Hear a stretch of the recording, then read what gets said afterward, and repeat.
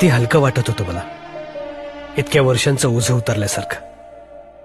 Marriages are made in heaven सगळे म्हणतात, मग तरीही आपण आपलं पहिलं प्रेम कधीच विसरू शकत नाही का?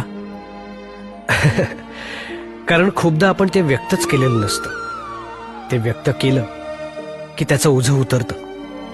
प्रत्येकाला पहिल्यांदा प्रेमात पडलेल्या मुलीसोबत संसार करता येत नाही, पण ती व्यक्ती कायमची तुमची झाली नाही तरी काय बिघडलं? ती अजूनही तुमच्या आयुष्यात आहे. खूप छान मैत्रीण म्हणून हे काय कमी ग्रेट फिलिंग आहे? तन्वी म्हणाली ते बरोबर आहे. एकमेकांच्या समोर येऊन भला मोठा पॉज जाण्यापेक्षा एक छान स्माइल चेहऱ्यावर येणं कधीही बेटर आहे. आणि त्यासाठी ना फक्त थोडीशी हिंमत दाखवावी लागते,